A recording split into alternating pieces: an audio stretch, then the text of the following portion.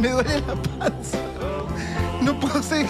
No puedo estar... Hola, ¿cómo estás? Te habla Marcela de Expreso Luis. Sí, Que ya llegó la encomienda. ¿dónde está? Tendrías que venir a buscarlo acá a la sucursal. ¿A qué producto corresponde? ¿Usted dónde está? Nosotros estamos situados en calle 44, 3 y 4. 44, ¿Vos 3 y querrías 4. venir por el pomo?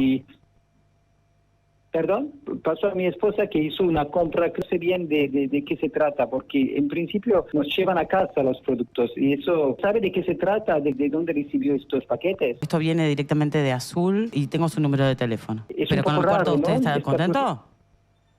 Perdón, es la primera vez que un número privado nos llama. Quizás usted tiene la configuración del celular para que no le llegue el número de la identificación. No. Yo soy ingeniero en telecomunicación. El tema que me parece raro, le paso a mi señora y Sí, cómo no. esta anota su dirección para así chequeamos. Gracias. Buen día, ¿quién habla? ¿Se habla Marcela de Expreso Luis SRL? ¿Y cuál es la dirección? Nosotros estamos en calle 44, 3 y 4.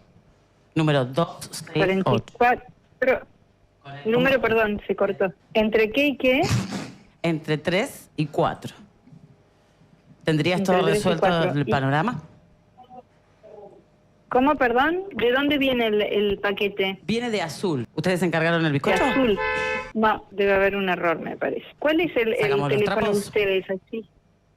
¿Cómo? ¿Hola? ¿Me puede pasar su número de teléfono? Así Sí. yo lo verifico. 2, 2, 1, 3, Sí.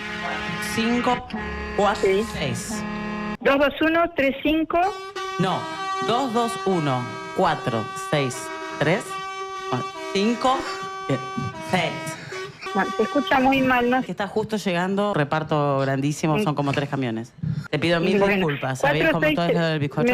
463. 5, 3, no.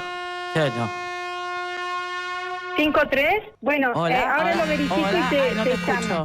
¿Se ¿Sí? corta? Hola. No, yo tampoco te escucho. Señora, ¿me escucha?